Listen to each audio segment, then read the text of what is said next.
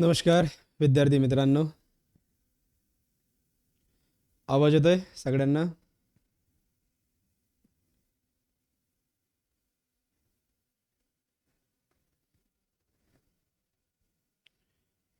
आवाज येतोय?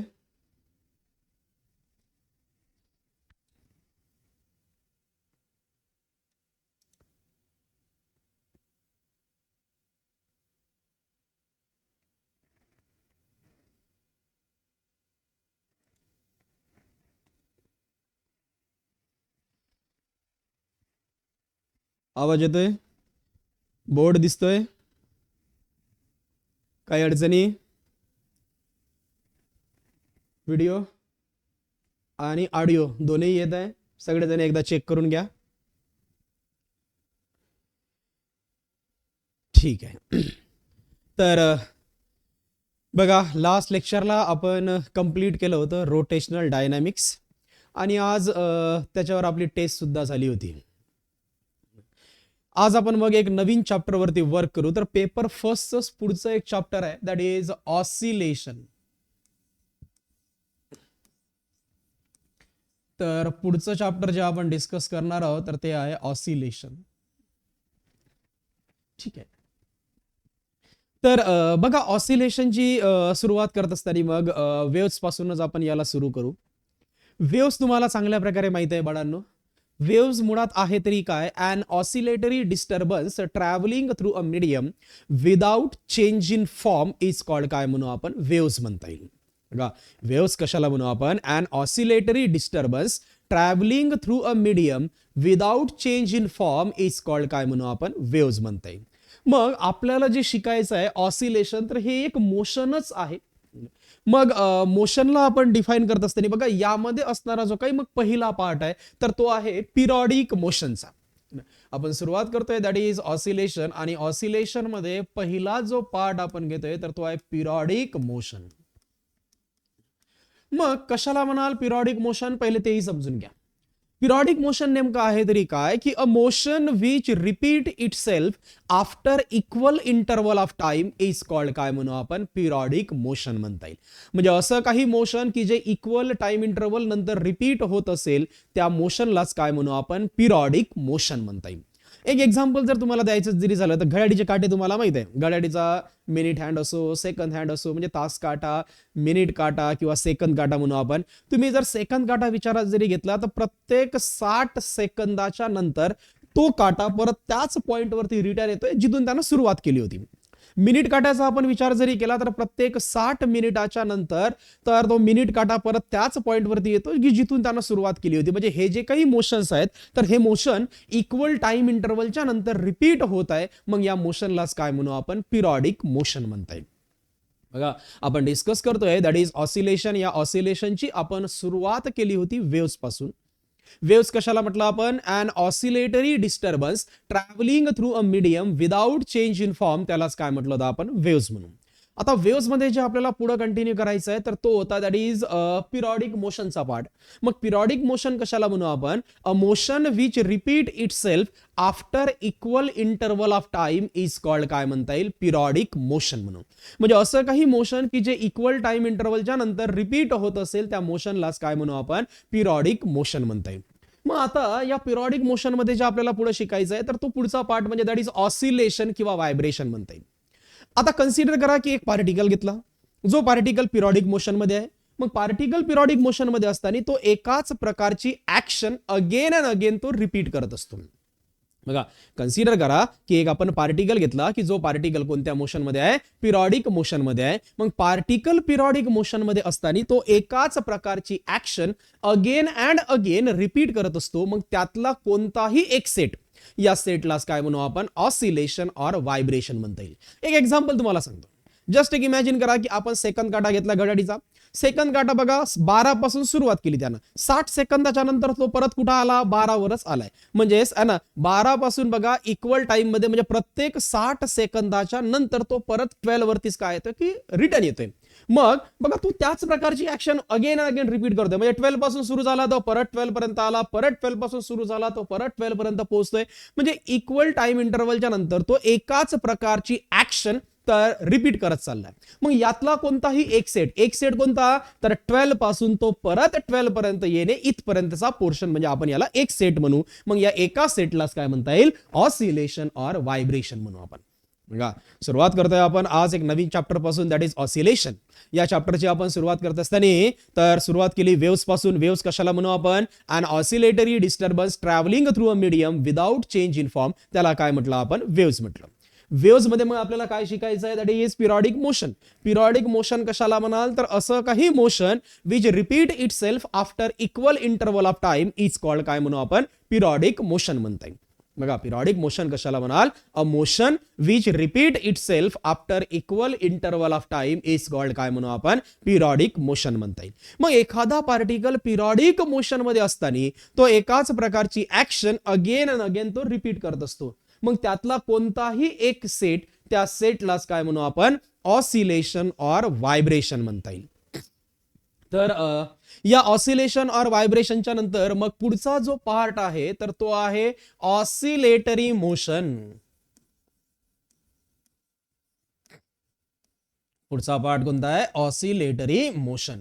मग ऑसिलेटरी मोशन नेमकं आहे तरी काय बाळांनो, तर असं काही मोशन म्हणजे सिंपली म्हणू आपण a periodic motion in which the particle move कोणत्या डायरेक्शननी, that is to and fro डायरेक्शननी. म्हणजे सिंपली शब्दात म्हणायचं जरी झालं तर the to and fro motion of particle about their mean position or equilibrium position, आणि त्यालाच काय म्हणू आपण, तर ऑसिलेटरी मोशन म्हणता येईल. बघा ऑसिलेटरी मोशन कशाला म्हणाल, तर असं काही motion that is to and fro motion of particle about their mean position, यालाच काय म्हणू आपण, ऑसिलेटरी मोशन म्हणता येईल. इतकं लक्षात येत आहे. मग ह्या ऑसिलेटरी मोशन मध्ये बघा आपण जो आता पुढचा पार्ट कंटिन्यू करायचा आहे तर तो आहे लिनियर सिंपल हार्मोनिक मोशन, ज्याला लिनियर SHM पण म्हणता येईल. बघा आपण सुरुवात करतोय दॅट इज ऑसिलेशन. या ऑसिलेशनची सुरुवात केली आपण दॅट इज बेसिक पॉइंट पासून.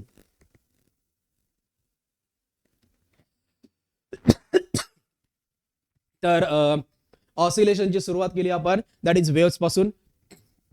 मग वेव्स कशाला म्हणाल, an oscillatory disturbance travelling through a medium without change in form, यालाच काय म्हटलं आपण, वेव्स म्हटलंय.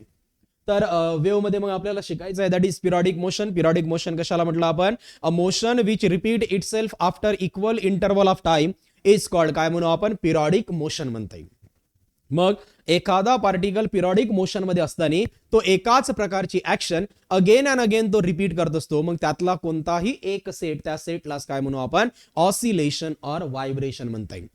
त्यानंतर काय घेतलं आपण, ऑसिलेटरी मोशन. मग कशाला म्हणू ऑसिलेटरी मोशन, तर the to and fro motion of the particle about their mean position, म्हणजे पार्टिकलचं टू अँड फ्रो मोशन, यालाच काय म्हणू आपण, टू आणि फ्रो म्हणजे काय की फॉरवर्ड अँड बॅकवर्ड डायरेक्शननी होणारं जे काही मोशन आहे अबाउट देअर मीन पोझिशन, यालाच काय म्हणू आपण, तर ऑसिलेटरी मोशन म्हणता येईल.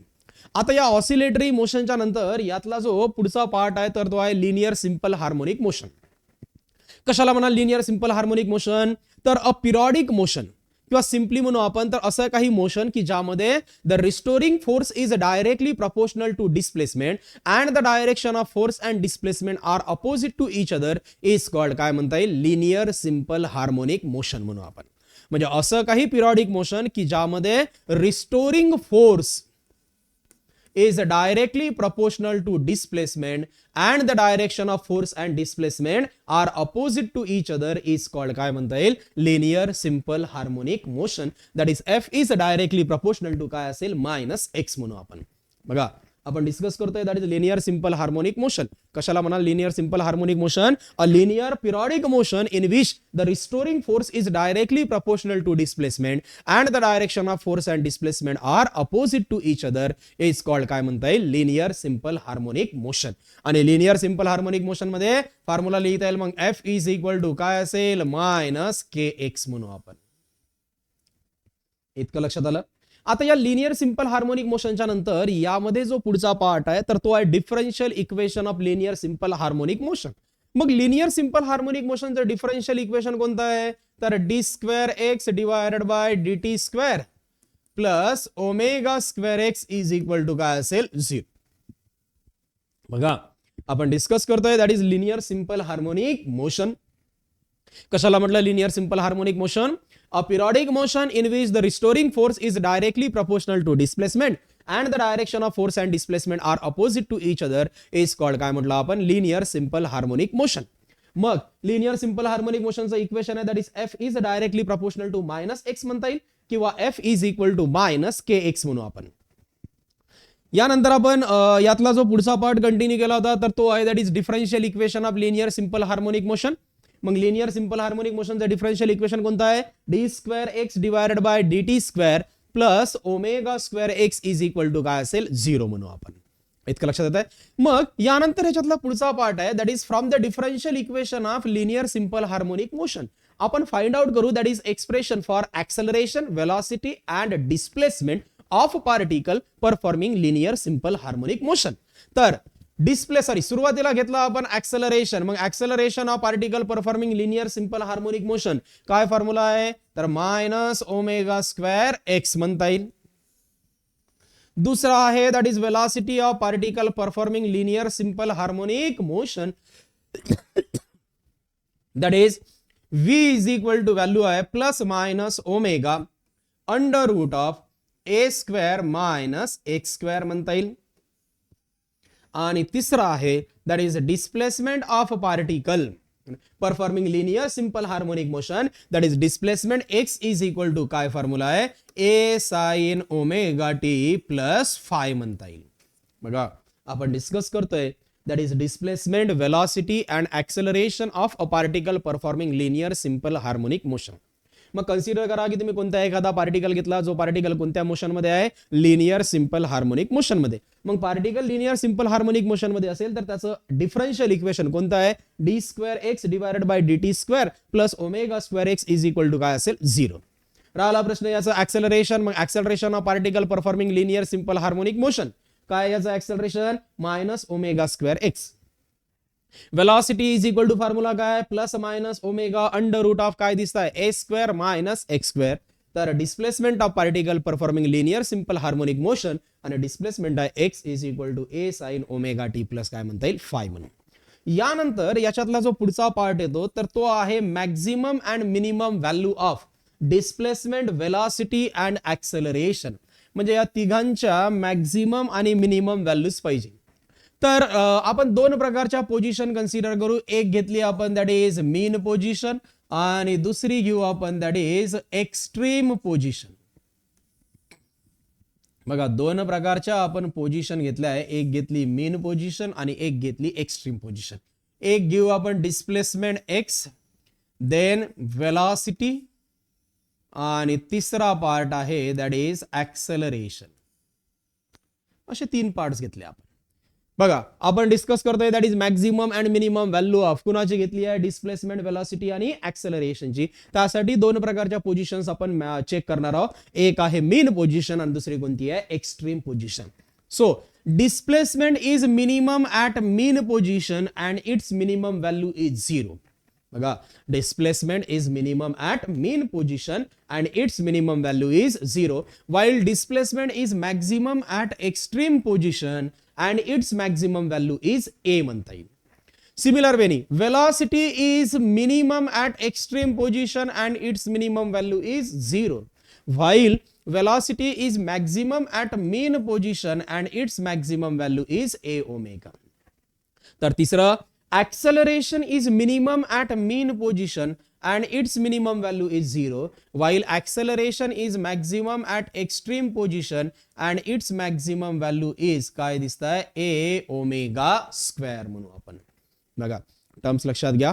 आपण सुरुवात करतोय दॅट इज वेव्स पासून. वेव्स कशाला म्हटलं आपण an oscillatory disturbance travelling through a medium without change in form यालाच काय म्हटलंय आपण वेव्स म्हटलंय. मग या वेव्स मध्ये आपण जे कंटिन्यू करतोय तर तो कोणता पार्ट आहे दॅट इज तर पिरियॉडिक मोशनचा. पिरियॉडिक मोशन कशाला म्हटलं आपण a motion which repeat itself after equal interval of time. म्हणजे असं काही मोशन की जे इक्वल टाइम नंतर रिपीट होत असेल त्या मोशनलाच काय म्हणू आपण पिरियॉडिक मोशन म्हणता येईल.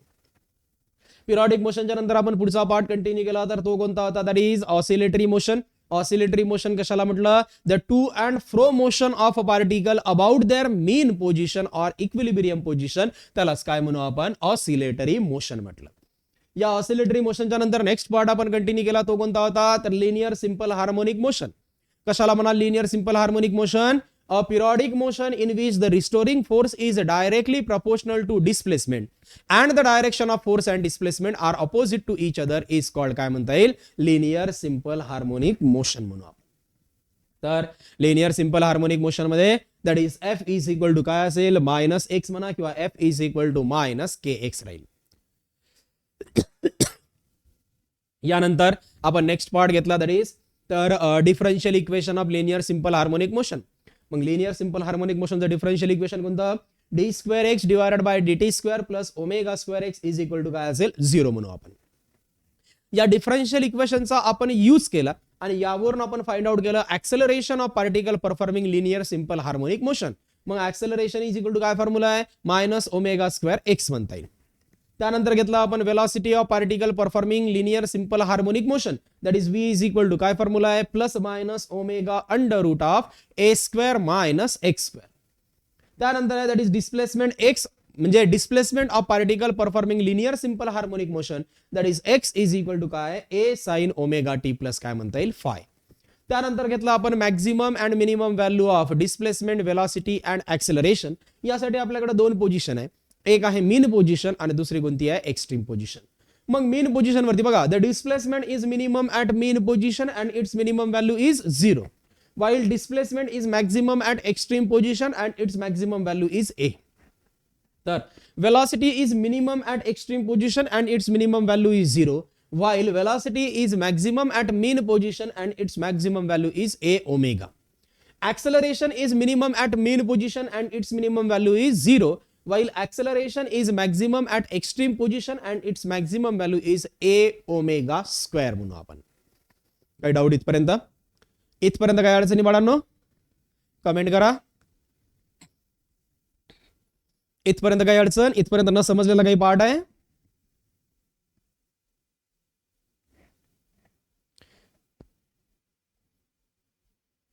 अमृता काही अडचण नाही.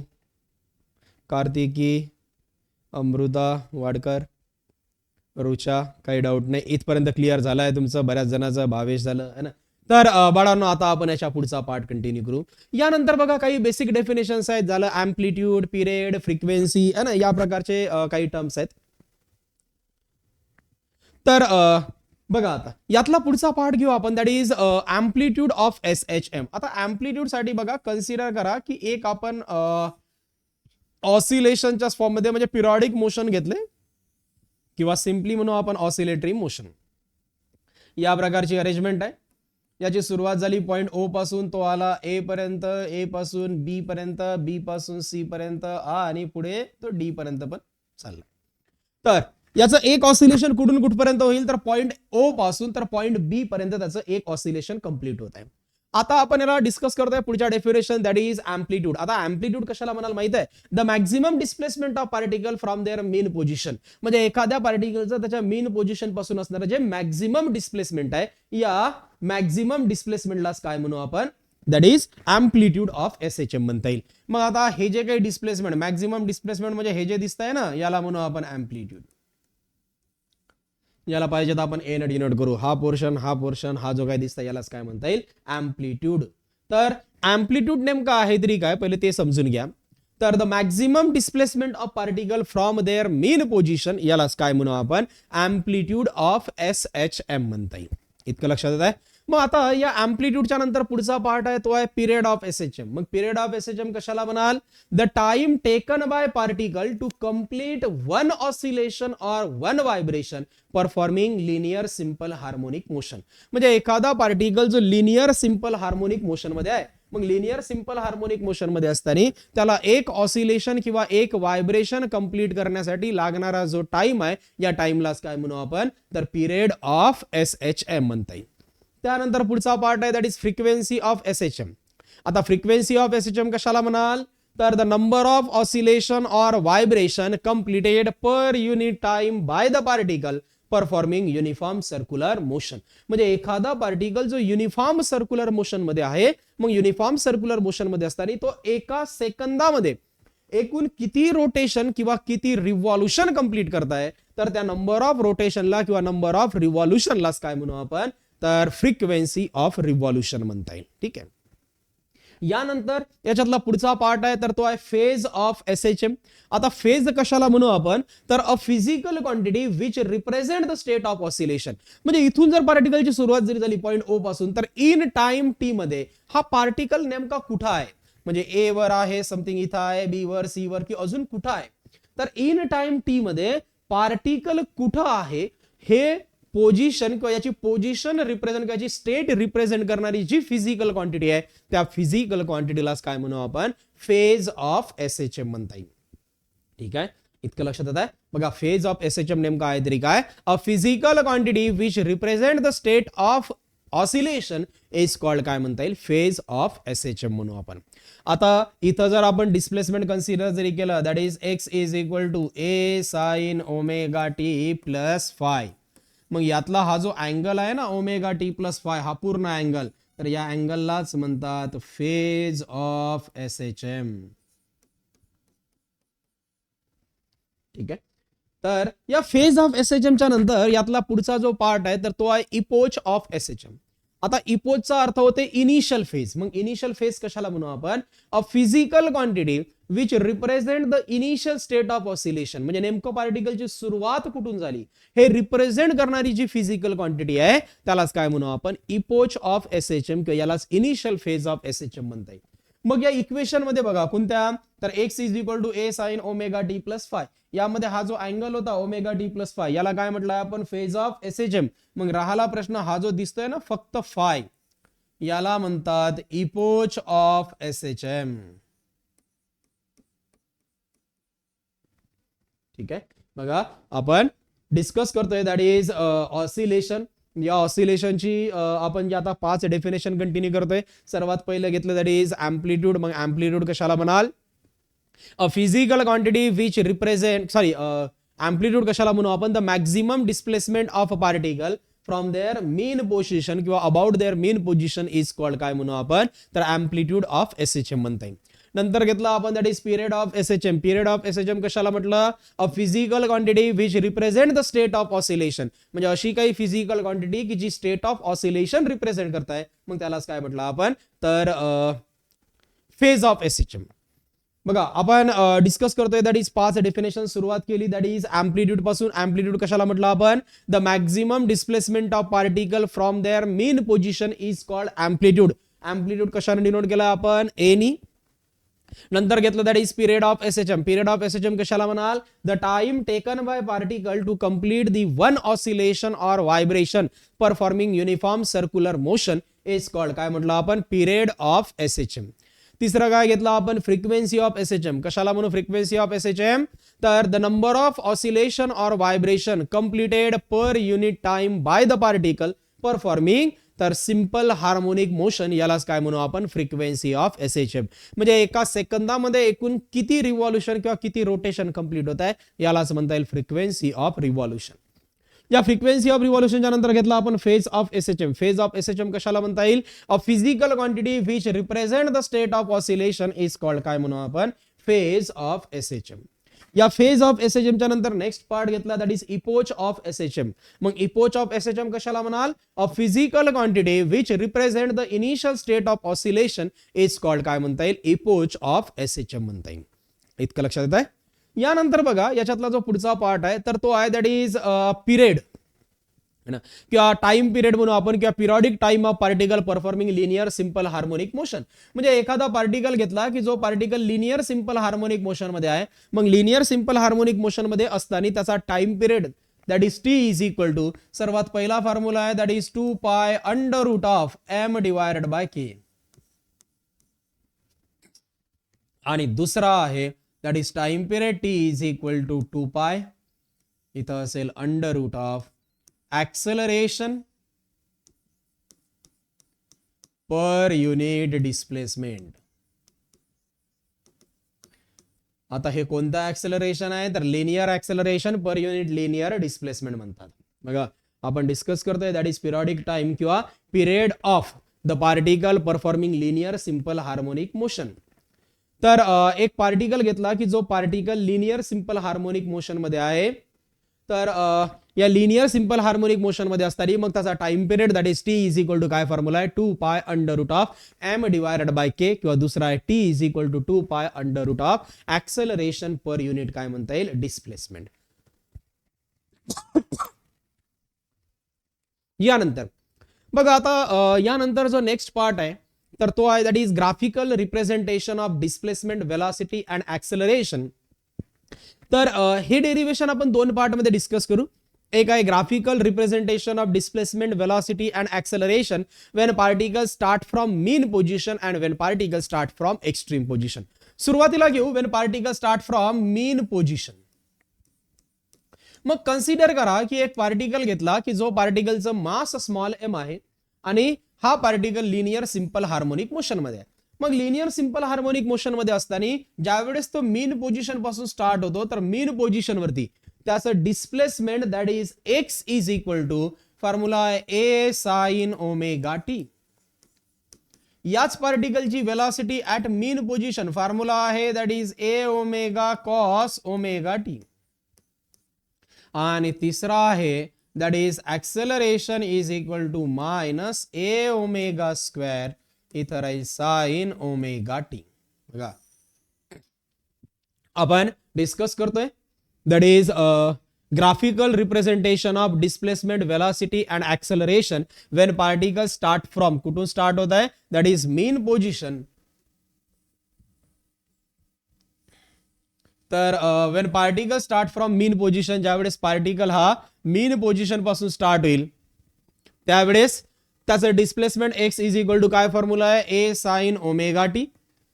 वेलॉसिटी इज इक्वल टू राहील a omega cos omega t आणि ऍक्सेलरेशन आहे minus a omega square sine omega t म्हणता येईल.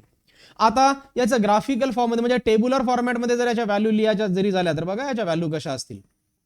तर इथं आपण कन्सिडर केलं ओमेगा टी, इथं घेऊ डिस्प्लेसमेंट, देन वेलॉसिटी आणि ऍक्सेलरेशन. इथं ओमेगा टीच्या व्हॅल्यूज तो एक अँगल आहे ओमेगा टी, तर याच्या व्हॅल्यूज राहील 0, देन पाय बाय 2, पाय, देन 3 पाय बाय 2 आणि 2 पाय.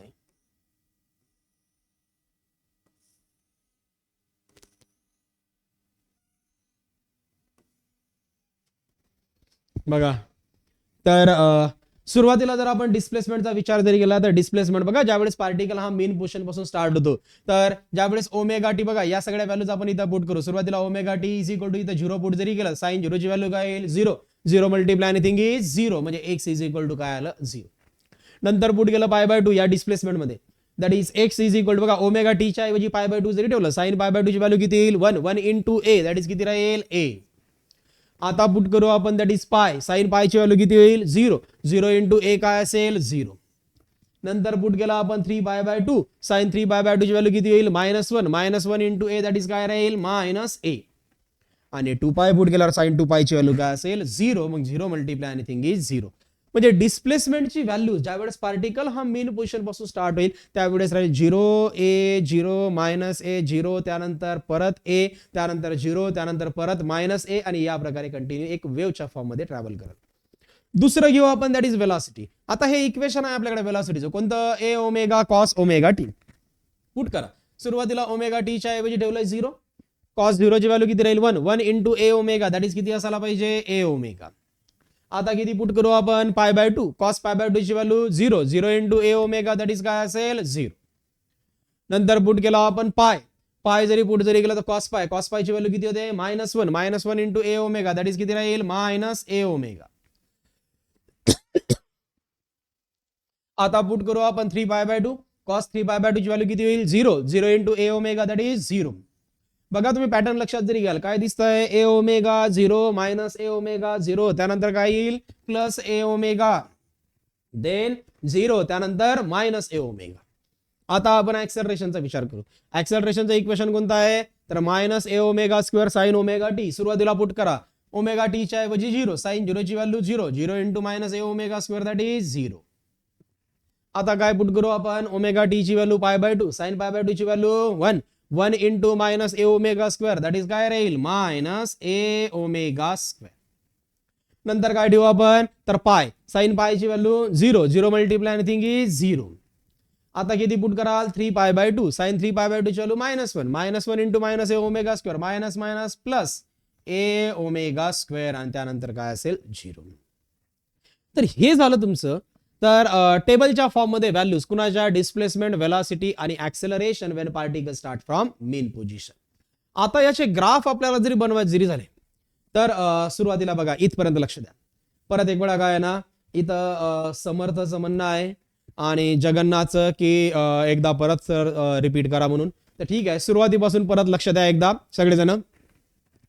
तर आपण डिस्कस करतोय दॅट इज ऑसिलेशन. या ऑसिलेशनची आपण सुरुवात केली कुठून, दॅट इज वेव्स पासून. वेव्स कशाला म्हटलं आपण, an oscillatory disturbance travelling through a medium without change in form, याला काय म्हटलं आपण, वेव्स. आता या वेव्स मध्ये घेतलं आपण दॅट इज पिरियडिक मोशन. कशाला म्हणू पिरियडिक मोशन, तर असं काही motion which repeat it self after equal interval of time, त्याला काय म्हटलं आपण, पिरियडिक मोशन. मग पिरियडिक मोशनच्या नंतर पुढचा पार्ट आहे दॅट इज ऑसिलेटरी मोशन. मग कशाला म्हणाला oscillatory motion, oscillatory motion means the to and fro motion of particle about their mean or equilibrium position is called, काय म्हणू आपण, ऑसिलेटरी मोशन म्हणता येईल. या ऑसिलेटरी मोशनच्या नंतर नेक्स्ट पार्ट आहे तो आहे लिनियर सिंपल हार्मोनिक मोशनचा. मग कशाला म्हणा linear simple harmonic motion, a periodic motion in which the restoring force is directly proportional to displacement and the direction of force and displacement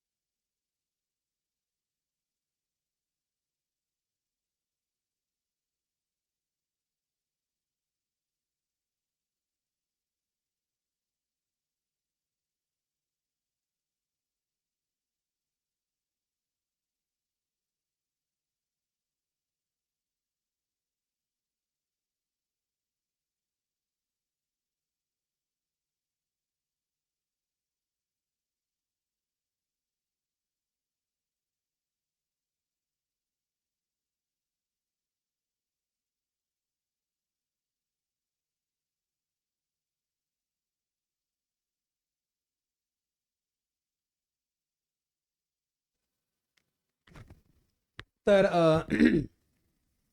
बघा आपण डिस्कस करतो that is linear simple harmonic motion. मग कशाला म्हणू आपण linear simple harmonic motion, a periodic motion in which the restoring force is directly proportional to the displacement and the direction of force and displacement are opposite to each other is called, काय म्हणता येईल, linear simple harmonic motion म्हणू आपण. तर या linear simple harmonic मोशनचं equation होतं मग that is F is equal to काय दिसतंय मायनस के एक्स म्हणता येईल. नंतर घेतला आपण differential equation of linear simple harmonic motion. मग लिनियर सिंपल हार्मोनिक मोशनचं डिफरन्शियल इक्वेशन कोणतं, d square x divided by d t square plus omega square x is equal to काय असेल 0. या डिफरन्शियल इक्वेशनचा यूज केला आणि आपण ऍक्सेलरेशन कॅल्क्युलेट केलं. So acceleration of particle performing simple harmonic motion formula कोणता आहे, मायनस ओमेगा स्क्वेअर एक्स म्हणू आपण. त्यानंतर घेतलं velocity of particle performing linear simple harmonic motion, that is velocity v is equal to काय फॉर्म्युला आहे, plus minus omega under root of काय दिसून येत आहे, a square minus x square. आणि राहिला प्रश्न that is displacement of particle performing linear simple harmonic motion, that is x is equal to काय राहील, a sine omega t plus phi म्हणता येईल. नंतर आपण घेतलं maximum and minimum value of displacement velocity and acceleration. तर displacement is minimum at mean position and its minimum value is 0, while displacement is maximum at extreme position and its maximum value is a. तर velocity is minimum at extreme position and its minimum value is 0, while velocity is maximum at mean position and its maximum value is a omega. तर acceleration is minimum at mean position and its minimum value is 0, while acceleration is maximum at extreme position and its maximum value is a omega square. नंतर आपण 5 definitions घेतल्या, कोणत्या कोणत्या? तर amplitude, period, frequency, phase आणि epoch. तर amplitude कशाला म्हणू आपण? The maximum displacement of particle from their mean position किंवा about their mean position is called काय म्हणू आपण? Amplitude of SHM. अँप्लिट्यूड हे ए ने डिनोट केलं जातं. नंतर घेतलं आपण period of SHM. Period of SHM कशाला म्हणाल? The time taken by particle to complete one oscillation और व्हायब्रेशन परफॉर्मिंग तर simple harmonic motion is called काय म्हटलं आपण? Period of SHM. या पिरियड ऑफ एसएचएमच्या नंतर आपण नेक्स्ट पार्ट जो कंटिन्यू केला होता तर तो होता that is frequency of SHM. मग फ्रिक्वेन्सी ऑफ एसएचएम कशाला म्हणाल? तर नंबर ऑफ ऑसिलेशन और vibration completed per unit time by the particle performing uniform circular motion. म्हणजे एखादा पार्टिकल जो सिंपल हार्मोनिक मोशन मध्ये आहे तर तो एका सेकंदामध्ये एकूण किती रोटेशन किंवा किती रिव्हॉल्युशन कंप्लीट करताय तर त्या नंबर ऑफ रोटेशनला किंवा नंबर ऑफ रिव्हॉल्युशनला काय म्हणू आपण? फ्रिक्वेन्सी ऑफ रिव्हॉल्युशन म्हणता येईल. फ्रिक्वेन्सी ऑफ रिव्हॉल्युशनच्या नंतर नेक्स्ट पार्ट घेतला तो आहे फेज ऑफ एसएचएम. मग फेज ऑफ एसएचएम कशाला म्हणू आपण? अ physical quantity which represent the state of oscillation is called काय म्हणता येईल? Phase of SHM. त्यानंतर घेतला आपण इपोच ऑफ एसएचएम. मग इपोच ऑफ एसएचएम कशाला म्हणाल? A physical quantity which represent the initial state of oscillation is called काय म्हणू आपण? Epoch of SHM. आणि इपोच ऑफ एसएचएम कशाने डिनोट केलंय? That is five. तर यानंतर घेतलं आपण दॅट इज पिरियॉडिक टाइम किंवा time period. That is time period T is equal to काय फॉर्म्युला आहे? तर 2 pi period of particle performing linear simple harmonic motion. That is time period T चे दोन फॉर्म्युले आहेत. सर्वात पहिला 2 pi under root of m divided by k आणि दुसरा आहे T is equal to 2 pi under root of acceleration per unit काय म्हणता येईल? डिस्प्लेसमेंट. नंतर घेतला आपण that is graphical representation of displacement, velocity and acceleration when particle start from mean position. तर एखादा पार्टिकल ज्यावेळेस मीन पोझिशन मध्ये असेल त्यावेळेस त्याचं displacement x is equal to काय फॉर्म्युला आहे? A sine omega t. त्याची वेलॉसिटी इज इक्वल टू आहे a omega cos omega t आणि ऍक्सेलरेशन इज इक्वल टू आहे minus a omega square sine omega t म्हणता येईल. यानंतर आपण याच्या टेबुलर फॉर्मॅटमध्ये याच्या व्हॅल्यूज घेतल्या. बघा आता आपण याच्यातल्या पुढच्या पार्ट वरती वर्क करू.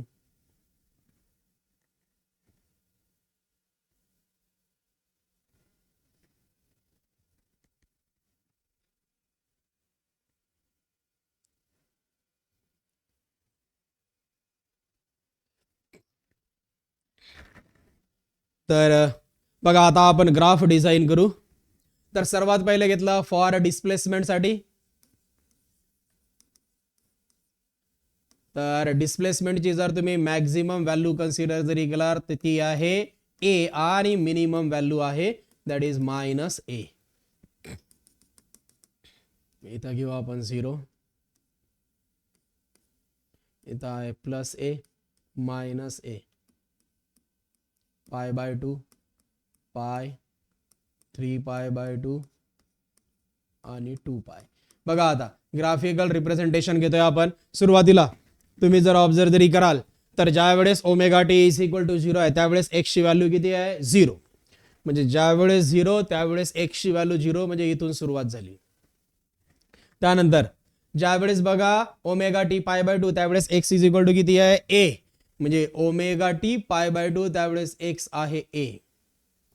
त्यानंतर बघा ज्या वेळेस ओमेगा टी पाय त्यावेळेस किती आहे? 0. तर त्यानंतर तो आला इथं 0 वरती, नंतर आला मायनस ए आणि देन 0. तर याचा ग्राफ काहीसा या प्रकारे असेल. हे आहे ग्राफिकल रिप्रेझेंटेशन ऑफ डिस्प्लेसमेंट. इतकं लक्षात आलं. यानंतर बघा आता घेऊ आपण फॉर वेलॉसिटी. मग वेलॉसिटीचा आपण विचार जरी केला तर वेलॉसिटीची मॅक्झिमम व्हॅल्यू आहे ए ओमेगा आणि मिनिमम व्हॅल्यू आहे मायनस ए ओमेगा. एक मॅक्झिमम लिमिट कन्सिडर करू, एक घेतली मिनिमम लिमिट. इथं आहे 0, इथं आहे ए ओमेगा, इथं आहे मायनस ए ओमेगा. बघा आता 0 त्यानंतर इथं येईल पाय बाय 2 देन पाय, इथं आहे 3 पाय बाय 2 आणि 2 पाय.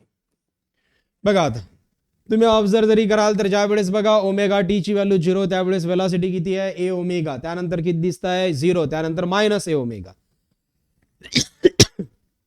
सुरुवात झाली ए ओमेगा पासून then 0 then minus a omega then 0 आणि देन प्लस ए ओमेगा. याचा ग्राफ या प्रकारे राहील. हे आहे ग्राफिकल रिप्रेझेंटेशन फॉर कुणासाठी म्हणता येईल velocity when particle start from. कुठून स्टार्ट होत आहे दॅट इज मेन पोझिशन. आणि याच्यातच तिसरा दॅट इज फॉर ऍक्सेलरेशन. मग ऍक्सेलरेशनची जर तुम्ही मॅक्झिमम व्हॅल्यू कन्सिडर जरी केली तर ऍक्सेलरेशनची मॅक्झिमम व्हॅल्यूज आहे that is a omega square.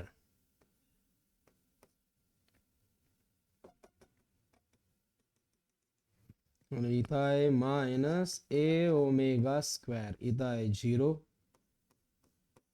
π/2 पाय 3π/2 2π. ठीक आहे. आता बघा यातला पुढचा पार्ट. तर ऍक्सेलरेशनचा आपण विचार जरी केला तर या ऍक्सेलरेशनसाठी बघा सुरुवातीची बघा ज्यावेळेस ओमेगा टी 0 आहे त्यावेळेस ऍक्सेलरेशन किती 0. त्यानंतर ओमेगा टी π/2 त्यावेळेस ऍक्सेलरेशन किती दिसत आहे मायनस ए ओमेगा स्क्वेअर. म्हणजे 0 minus a omega square 0 then plus a omega square. तर बघा 0 त्यानंतर minus a omega square then 0 then plus a omega square आणि देन 0. तर हा ग्राफ या प्रकारे राहील. हे असेल graphical representation for displacement velocity and acceleration when particle start from. कुठून स्टार्ट होत आहे दॅट इज मीन पोझिशन म्हणता येईल. इथपर्यंत लक्षात आलं. इथपर्यंत काय अडचणी बाळांनो. तर हे झालं तुमचं graphical representation for displacement velocity and acceleration when particle start from mean position. आता घेऊ आपण when particle start from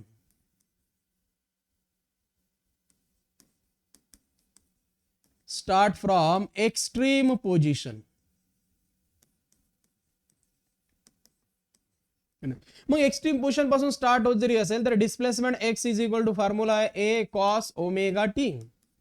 velocity is equal to आहे minus a omega sine omega t. आणि acceleration is equal to minus a omega square cos omega T.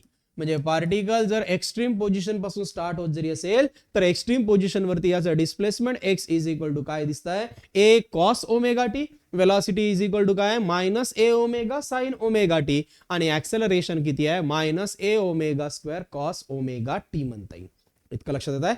आता बघा याच्यातला पुढचा part Wien particle start from extreme position. तर directly आपण graph design करू. बघा मीन पोझिशन आणि एक्स्ट्रीम पोझिशनच्या ग्राफ मध्ये फरक इतका आहे की याच्यापेक्षा फक्त π/2 न पुढे शिफ्ट होतो. म्हणजे सुरुवातीला घेऊ आपण डिस्प्लेसमेंटचा. इथं लिहिलंय 0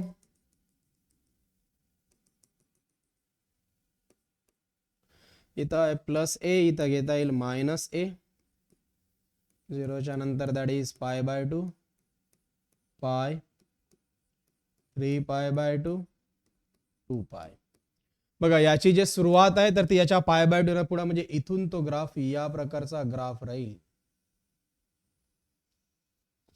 हे असेल ग्राफिकल रिप्रेझेंटेशन फॉर काय म्हणता येईल displacement when particle start from extreme position. दुसरं इथं लिहिता येईल फॉर वेलॉसिटी. मग वेलॉसिटी साठी बघा फक्त π/2 न शिफ्ट होईल म्हणजे इथून स्टार्ट होईल तो ग्राफ इथून पुढे. तर इथं लिहिता येईल मग वेलॉसिटी साठी बघा इथं घेऊ ओमेगा टी 0 π/2 पाय 3π/2 2π. Maximum value A omega minimum value याची मायनस ए ओमेगा. ग्राफ जर का आपण जरी म्हटलं याच्या π/2 न पुढे शिफ्ट होईल म्हणजे इथून स्टार्ट होईल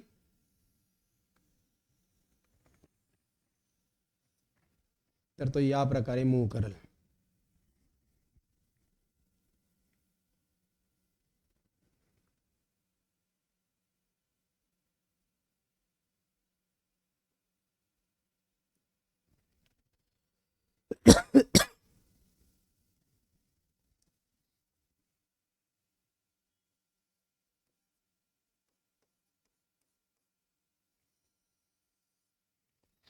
तर हे राहील ग्राफिकल रिप्रेझेंटेशन फॉर वेलॉसिटी.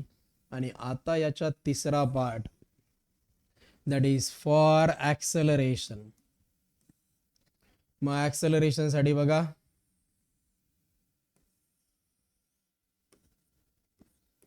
इथं लिहिता येईल ओमेगा टी,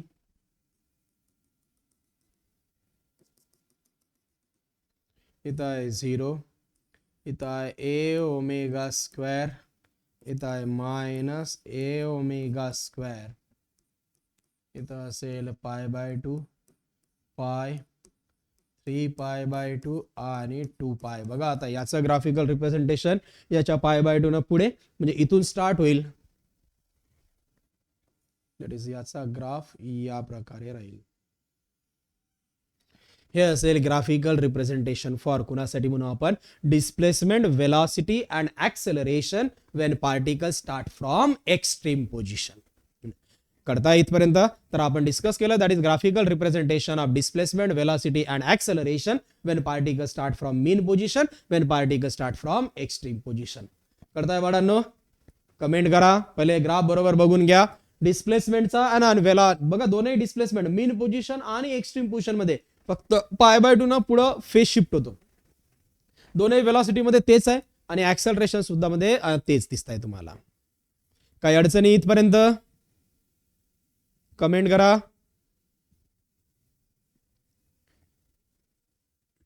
कमेंट करा बाळांनो. अमृता, कार्तिकी, नो डाऊट, माया, काही अडचण नाही. समजलंय तुम्हाला इथपर्यंत? महेशला समजलंय? अजून बाकीच्या मुलांना कमेंट करा. सार्थक, काही अडचण नाही. देवयानीला काही अडचण नाही. सिद्धी, काही अडचण नाही.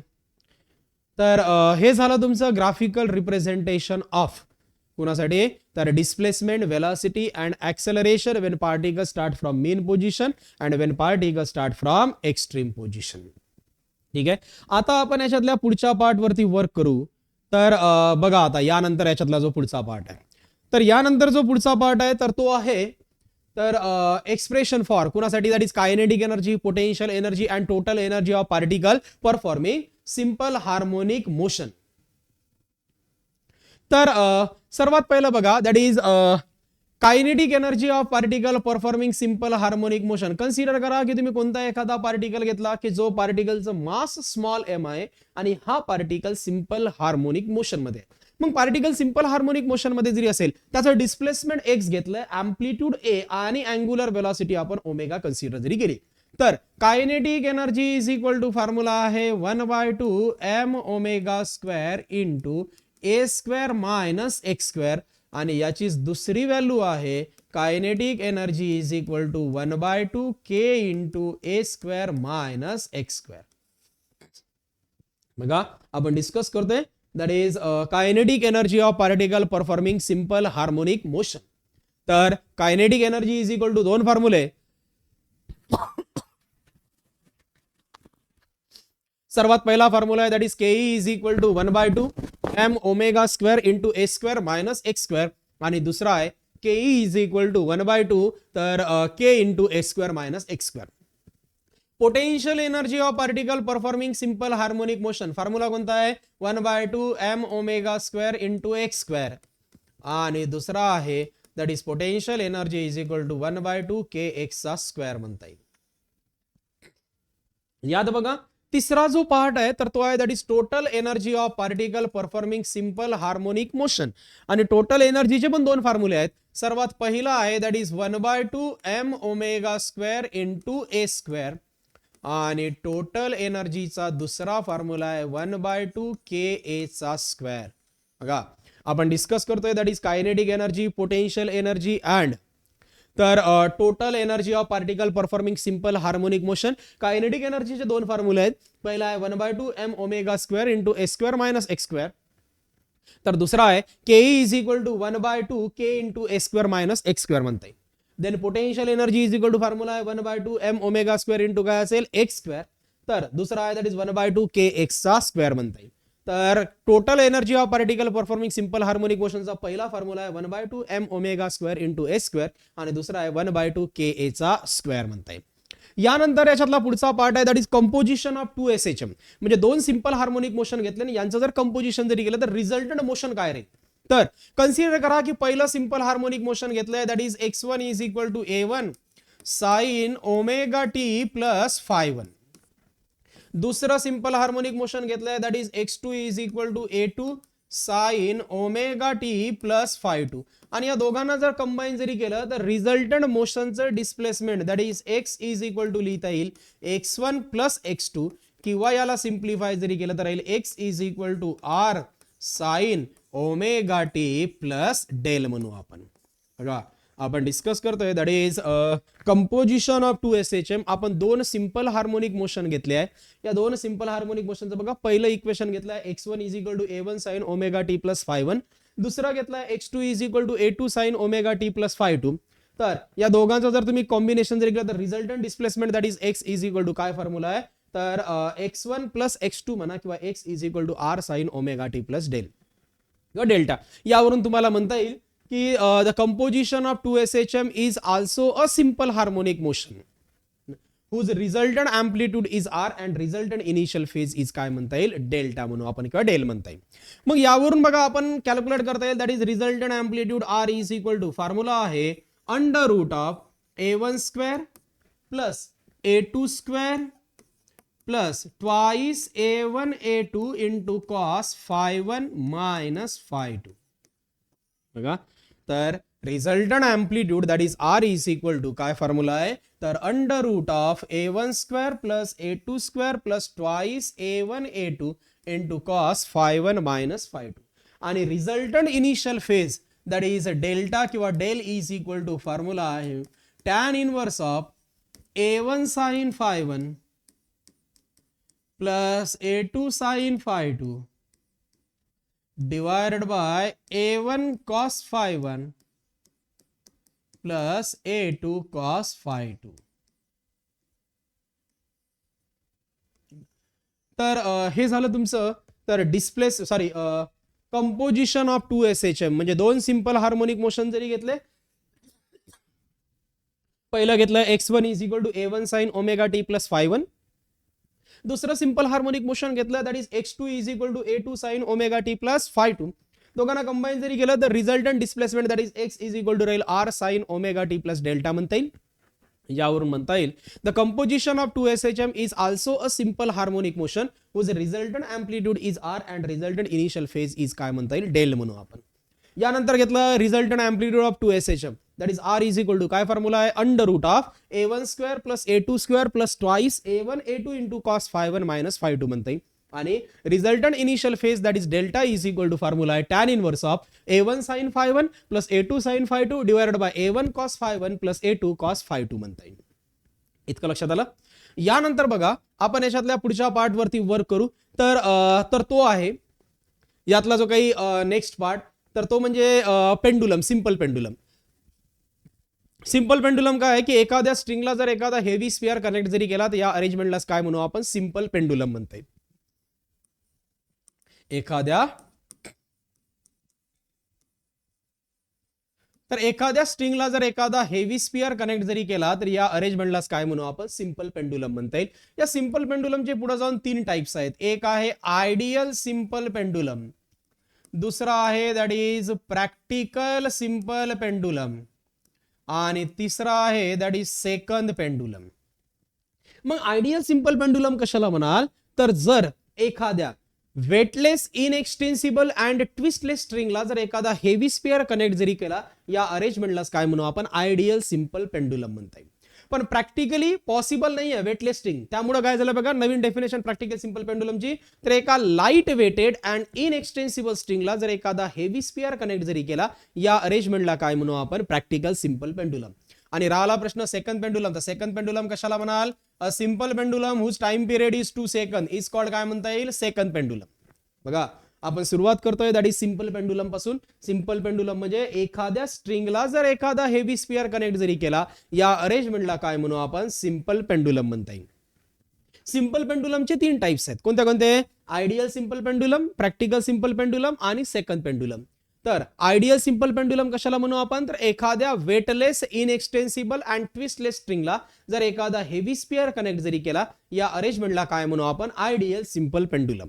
तर प्रॅक्टिकल सिंपल पेंडुलम कशाला म्हणाल, एखाद्या लाईट वेटेड कमीत कमी वजनाच्या, that is light weighted and inextensible स्ट्रिंगला जर एखादा हेवी स्पियर कनेक्ट जरी केला, तर यालाच काय म्हणू आपण, प्रॅक्टिकल सिंपल पेंडुलम. आणि सेकंड पेंडुलम कशाला म्हणाल, a simple pendulum whose time period is 2 second is called काय म्हणता येईल, सेकंड पेंडुलम. तर यानंतर जो पार्ट येतो तर तो आहे that is period of simple pendulum. मग सिंपल पेंडुलमचा time period that is T is equal to, formula आहे that is 2 pi under root of l divided by g. बघा नीट लक्ष द्या, आपण पुढचा पार्ट कंटिन्यू करतोय that is period of simple pendulum. मग सिंपल पेंडुलमचा time period that is T is equal to काय फॉर्म्युला आहे, 2 pi under root of l divided by जी. इथं एलचा अर्थ आहे लेंथ ऑफ पेंडुलम अँड जीचा अर्थ आहे ऍक्सेलरेशन ड्यू टू ग्रॅव्हिटी म्हणू आपण. इतकं लक्षात येत आहे. मग यानंतर बघा आता याच्यातला जो पुढचा पार्ट तर तो आहे that is laws of simple pendulum. मग सिंपल पेंडुलमचे एकूण 4 लॉज तुम्हाला दिलेले आहेत. सर्वात पहिला लॉ आहे that is period of simple pendulum is directly proportional to the square root of its length. बघा पहिला लॉ काय म्हणताय, period of simple pendulum is directly proportional to the square root of its length. Number 2, period of simple pendulum is inversely proportional to the square root of acceleration due to gravity. ठीक आहे. तिसरा law असा आहे that is period of simple pendulum does not depends upon the mass of heavy sphere. आणि चौथा आहे period of simple pendulum does not depends upon कशावरती, तर एम्प्लिट्यूड ऑफ SHM. असे 4 लॉज आहेत सिंपल पेंडुलमचे. बघा बाळांनो, आपण सुरुवात करतोय दॅट इज सिंपल पेंडुलम पासून. कशाला म्हटलं सिंपल पेंडुलम, तर एखाद्या स्ट्रिंगला जर एखादा हेवी स्पियर कनेक्ट जरी केला, या अरेंजमेंटला काय म्हणू आपण, सिंपल पेंडुलम. सिंपल पेंडुलमचे 3 टाइप्स आहेत. कोणते कोणते, ideal simple pendulum, practical simple pendulum आणि सेकंड पेंडुलम. मग आयडियल सिंपल पेंडुलम कशाला म्हणाल, अ सिंपल पेंडुलम आहे ना, किंवा एखाद्या वेटलेस इनएक्सटेन्सिबल अँड ट्विस्टलेस स्ट्रिंगला जर एखादा हेवी स्पियर कनेक्ट जरी केला, या अरेंजमेंटला काय म्हणू आपण, आयडियल सिंपल पेंडुलम म्हणता येईल. प्रॅक्टिकल सिंपल पेंडुलम कशाला म्हणू आपण, तर एखाद्या लाईट वेटेड अँड इनएक्सटेन्सिबल स्ट्रिंगला जर एखादा हेवी स्पियर कनेक्ट जरी केला, या अरेंजमेंटला म्हणू आपण practical simple pendulum.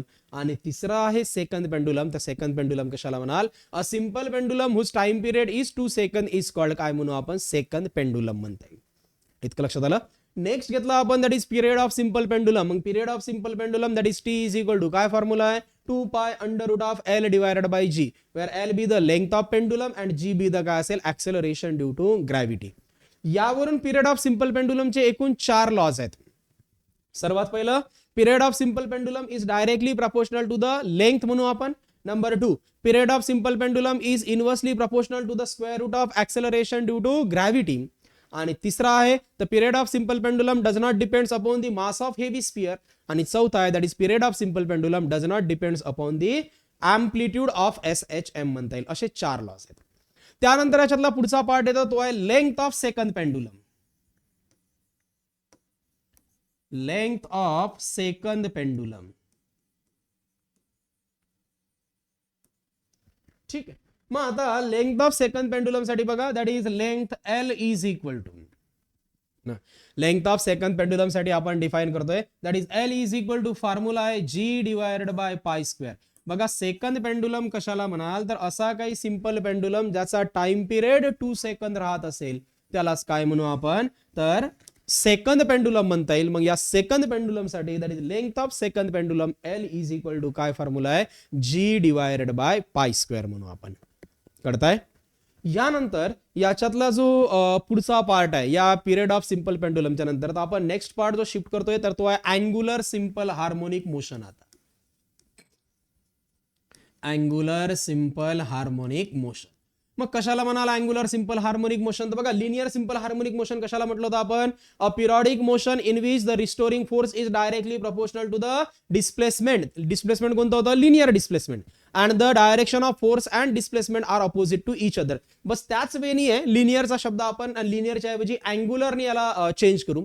So angular simple harmonic motion कशाला म्हणाल, a periodic motion in which the torque is directly proportional to angular displacement and the direction of torque and angular displacement are opposite to each other. यालाच काय म्हणू आपण, angular simple harmonic motion म्हणता येईल. मग angular simple harmonic motion that is tau is directly proportional to काय लिहिता येईल मायनस थिटा म्हणून. या प्रपोर्शनॅलिटी साईनला इक्वल टू न रिप्लेस जरी केलं तर इथं लिहिता येईल tau is equal to minus C into काय घेता येईल थिटा म्हणता येईल. इथपर्यंत लक्षात येत आहे. यानंतर बघा याच्यातला पुढचा पार्ट जो आपण डिस्कस करू तर तो आहे that is differential equation of angular simple harmonic motion.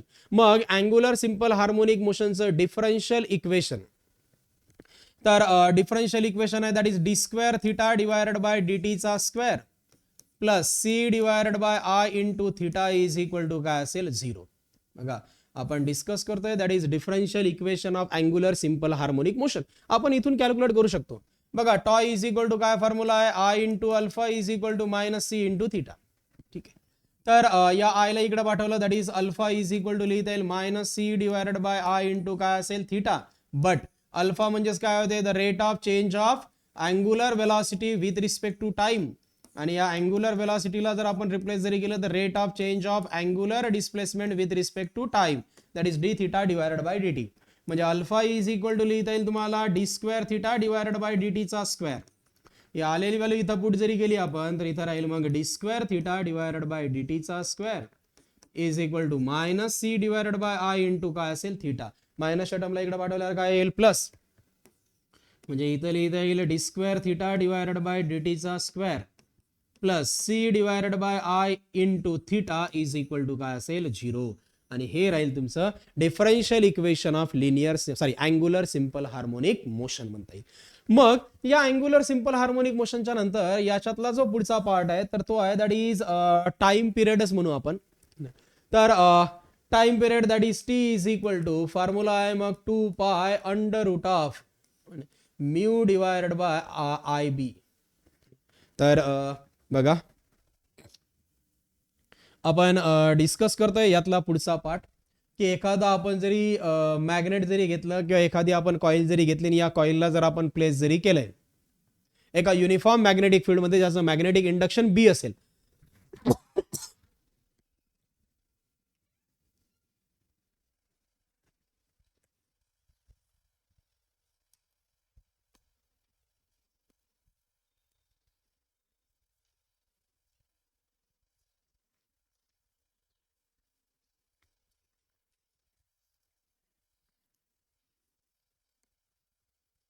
तर अशा वेळेस बघा कन्सिडर करा की एक पार्टिकल घेतला की जो particle angular simple harmonic motion मध्ये आहे.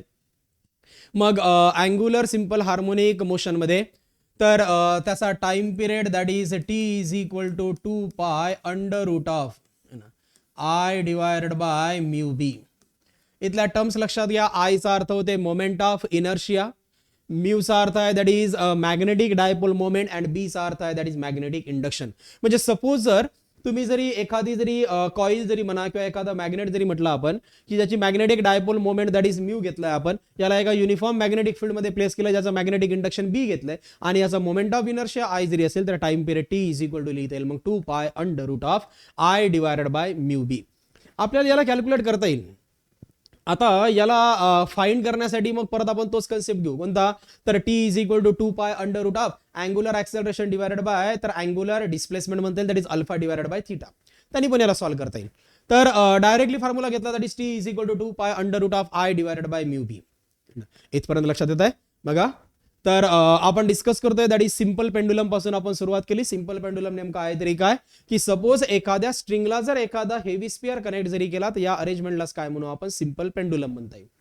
सिंपल पेंडुलमचे एकूण 3 टाइप्स आहेत. कोणते कोणते ideal simple pendulum, practical simple pendulum आणि सेकंड पेंडुलम म्हणता येईल.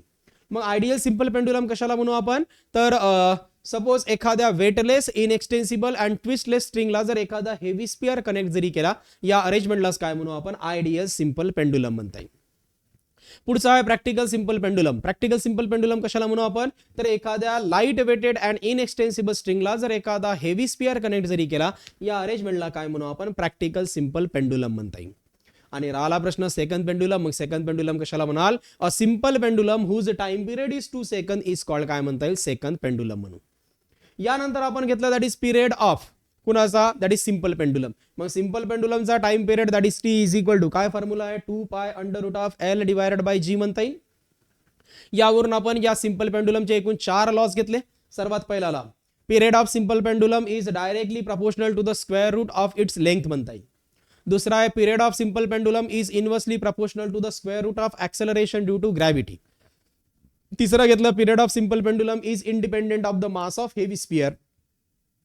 आणि चौथा आहे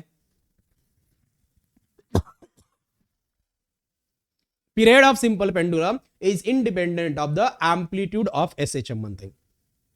त्यानंतर घेतलंय आपण that is length of second pendulum. Second pendulum कशाला म्हटलं आपण तर असा काही सिंपल पेंडुलम ज्याचा टाइम पिरियड हा 2 सेकंद असेल त्याला काय म्हटलं आपण सेकंड पेंडुलम. मग या सेकंड पेंडुलमची length that is L is equal to formula कोणता आहे G divided by pi square. तर आता इथं बघा संचिताने एक क्वेश्चन टाकलेला आहे is the length of second pendulum तर 1 ऑर नॉट.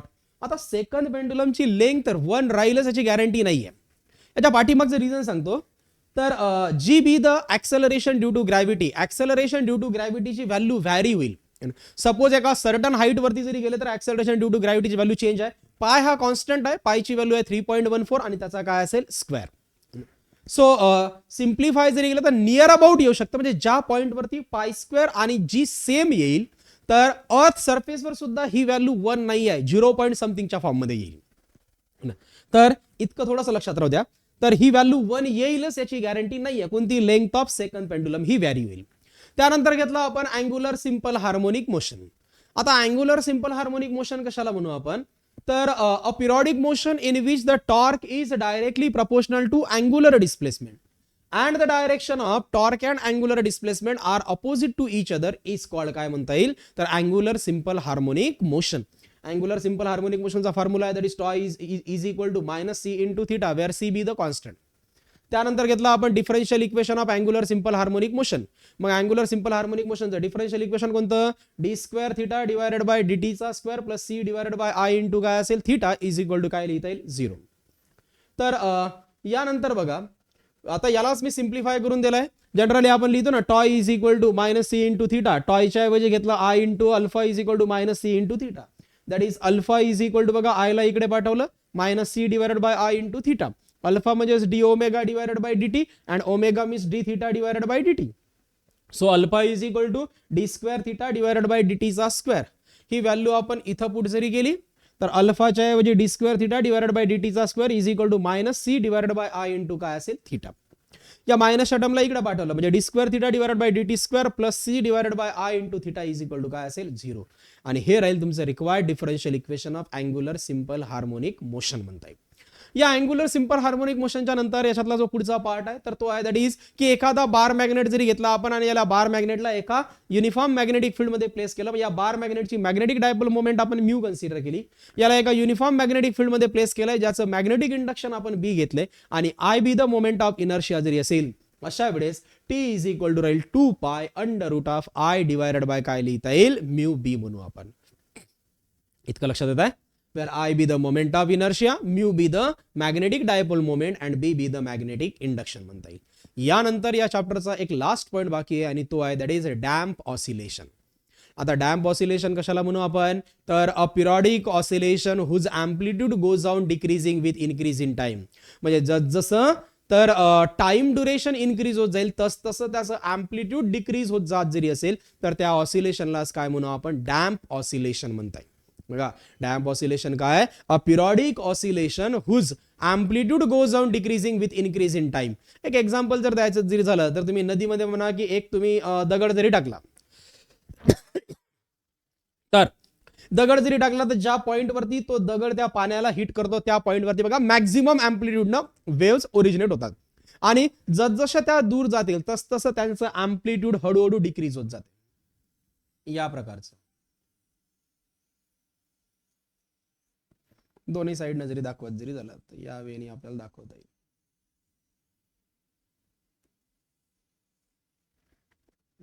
तर हे जे काही आहे बघा याचा एम्प्लिट्यूड हळूहळू काय चाललंय डिक्रीज होत चाललंय. मग यालाच काय म्हणू आपण डॅम्प ऑसिलेशन म्हणता येईल. A periodic oscillation whose amplitude goes on decreasing with increase in time. जसा टाइम ड्युरेशन वाढत जाईल तसं त्याचं एम्प्लिट्यूड डिक्रीज होत जात जरी असेल तर यालाच काय म्हणू आपण डॅम्प ऑसिलेशन म्हणता येईल. आणि याचं बेस्ट एक्झाम्पल जर द्यायचं जरी झालं तर डॅम्प ऑसिलेटर. याचं एक्झाम्पल काय घ्याल डॅम्प ऑसिलेटर. काही अडचणी बाळांनो? एकदा तुम्ही जस्ट बघून घ्या, कोणता पॉईंट नसेल समजला तर मला लगेच विचारून घ्या, कमेंट करा. सार्थक, तुझं काय म्हणणं आहे? मिनिंग कशाचा मिनिंग पाहिजे वाडा? परत एक वेळा तू मेसेज टाईप कर.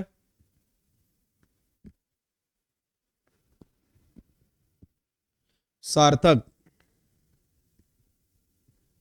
संचिता, तुमचा डाऊट क्लिअर झाला. Is the length of second pendulum 1 or not? Second पेंडुलमची लेंथ एक राहू पण शकेल किंवा नाही पण राहू शकेल. डिपेंड करते कशावरती? ऍक्सेलरेशन ड्यू टू ग्रॅव्हिटीच्या व्हॅल्यूवर.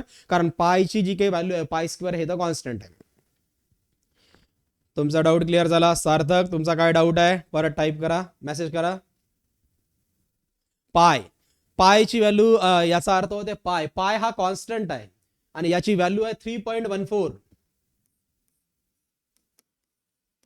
3.14 किंवा याला 22/7 म्हणता येईल. पाय हा एक कॉन्स्टंट आहे, पाय. संचिता, तुमचा डाऊट क्लिअर झालाय?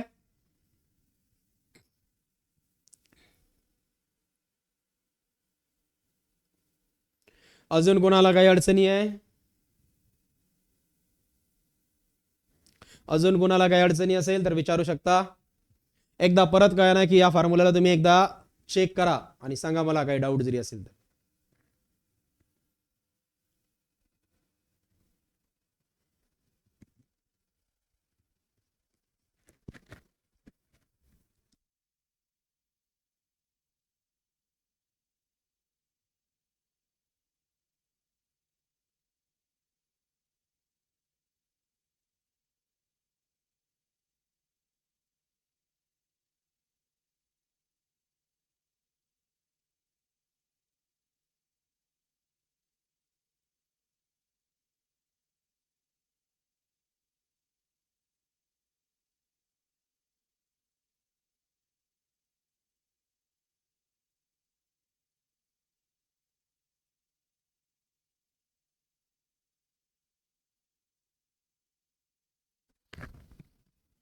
आहे कोणाला काही अडचणी आहे? कमेंट करा. रुचा, काही अडचण नाही. अजून कोणाला काही डाऊट आहे? थेरॉटिकली तुम्हाला हे चॅप्टर इतकं शिकायचं आहे.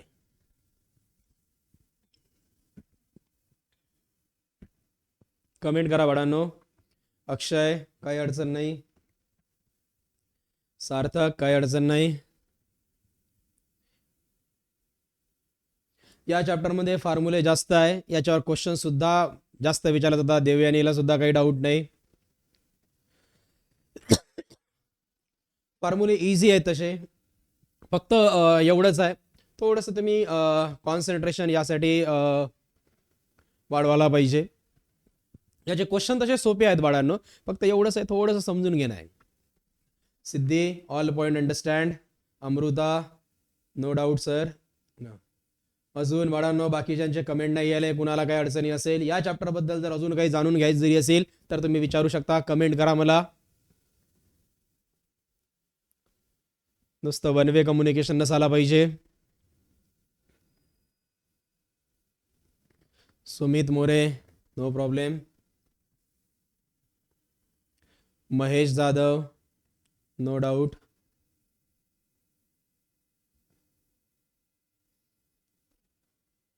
श्रद्धा, no doubt. Maya, no doubt. Samiksha, no problem. अजून बाकीचे? अरे 200 मुलापैकी इतक्या जणांचेच फक्त कमेंट आले. Akanksha, no problem. Samiksha More, all clear. Samiksha Bodkhe, no problem. Arjun Gunjal, no problem. महेशला काही अडचण नाही. देवयानी खेडकरला काही प्रॉब्लेम नाही. Nutan Mahale, no doubt. आतापर्यंत कमेंटनं असं पूर्ण भरून झाला पाहिजे बाळांना. तुम्ही रिस्पॉन्स देत नाहीये, कळताय ना तुम्हाला? प्रॅक्टिस चांगली करा तुम्ही.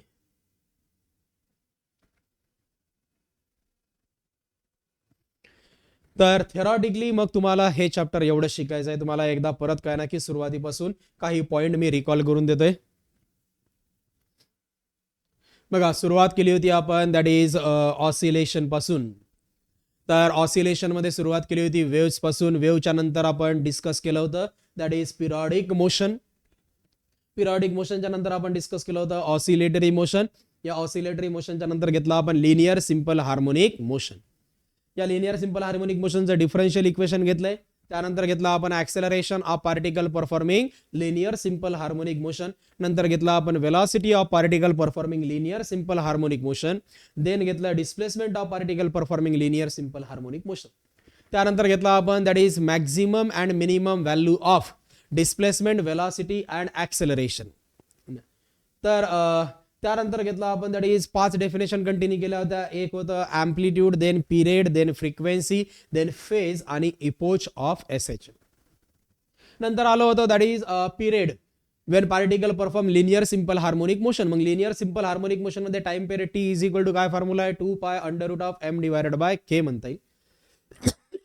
आणि दुसरा आहे T is equal to 2π √of linear acceleration per unit linear displacement. नंतर घेतला आपण graphical representation of displacement velocity and acceleration. पहिला पार्ट घेतला होता वेन पार्टिकल स्टार्ट फ्रॉम तर मीन पोझिशन. दुसरा घेतलाय या ग्राफच्या नंतर when particle start from extreme position, त्याचं ग्राफिकल रिप्रेझेंटेशन आपण डिस्कस केलं होतं. यानंतर आपण डिस्कस केलं होतं that is kinetic energy, potential energy and total energy of particle performing linear simple harmonic motion. तर kinetic energy is equal to formula होता 1/2 m omega square into a square minus x square. आणि दुसरी values आहे 1/2 k into a square minus x square. Potential energy of particle performing linear simple harmonic motion formula आहे that is 1/2 m omega square into x square. आणि potential energy आहे 1/2 k x चा square म्हणता येईल. नंतर घेतला total energy of particle performing linear simple harmonic motion. ते आहे 1/2 m ओमेगा स्क्वेअर इंटू काय असेल ए स्क्वेअर. आणि दुसरा आहे 1/2 k इंटू काय असेल ए स्क्वेअर म्हणू आपण.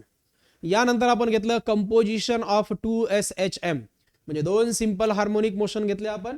पहिलं सिंपल हार्मोनिक मोशन घेतलंय x1 is equal to a1 sine omega t plus phi1. दुसरं सिंपल हार्मोनिक मोशन घेतलंय x2 is equal to a2 sine omega t plus phi2. मग resultant displacement of composition that is x is equal to लिहिलं होतं x1 plus x2 आणि याची value झाली होती x is equal to r sine omega t plus del. यावरून म्हटलं होतं आपण that is composition of 2SHM is also a simple harmonic motion whose amplitude is r and initial phase is del म्हणा किंवा delta म्हणते. नंतर calculate केलं होतं resultant amplitude of 2SHM that is r is equal to काय formula आहे under root of a1 square plus a2 square plus twice a1 a2 into cos phi1 minus phi2.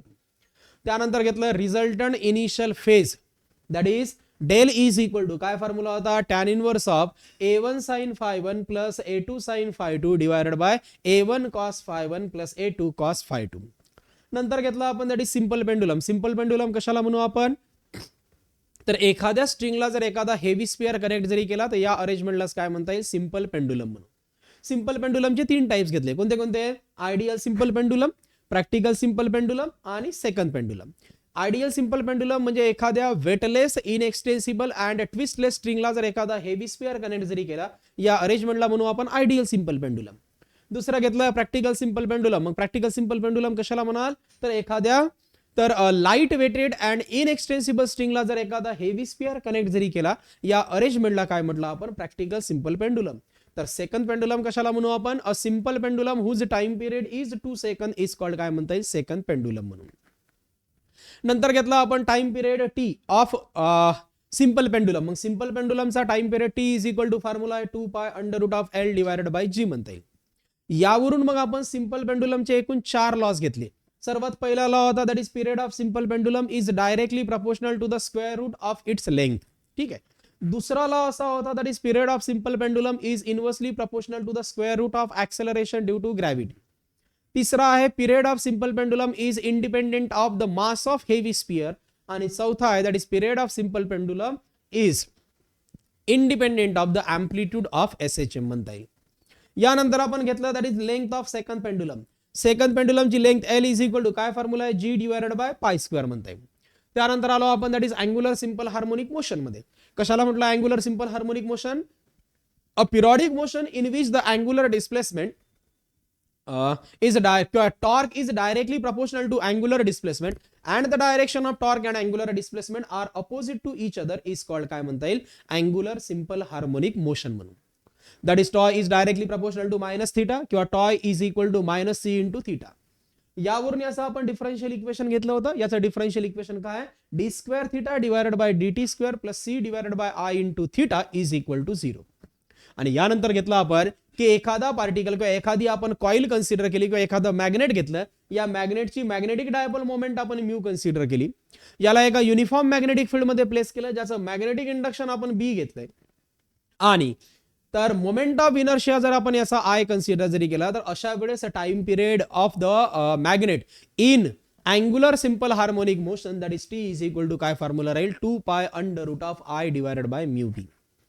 यानंतर आपण नेक्स्ट पार्ट कंटिन्यू केला that is damp oscillation. Damp oscillation कशाला म्हणाल a periodic oscillation whose amplitude goes on increasing with increase in time.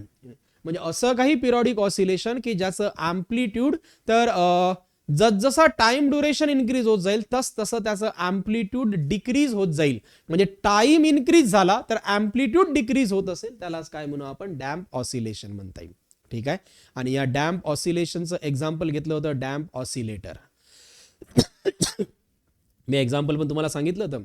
उदाहरणार्थ तुम्ही एखादा pond असेल किंवा एखाद्या नदीमध्ये म्हणा किंवा डॅम्प वरती म्हणा तुम्ही जर एखादा दगड जरी टाकला पाण्यामध्ये ज्या पॉइंट वरती दगड तो पाण्याला हिट कराल त्या पॉइंट वरती बघा मॅक्झिमम अँप्लिट्यूडनं वेव्स तर वॉटर वेव्स ओरिजिनेट होते किंवा जनरेट होतात. त्यानंतर जसजशा त्या किनाऱ्याकडे पास होत जातील म्हणजे जसजसं डिस्टन्स इन्क्रीज होईल किंवा जसजसं टाइम ड्युरेशन इन्क्रीज होईल तसं याचं अँप्लिट्यूड डिक्रीज होत जाते. ठीक आहे. आणि यालाच काय म्हणू आपण डॅम्प ऑसिलेशन म्हणता येईल. तर थेरॉटिकली मग तुम्हाला हे चॅप्टर इतकं शिकायचं आहे. काही अडचणी आहे बाळांनो. तर ठीक आहे वाचलेला पार्ट मग आपण तर नेक्स्ट लेक्चरला डिस्कस करू. नेक्स्ट लेक्चरला आपण याचे MCQs कंटिन्यू करू आस्क क्वेश्चन्स. ठीक आहे. थँक्यू.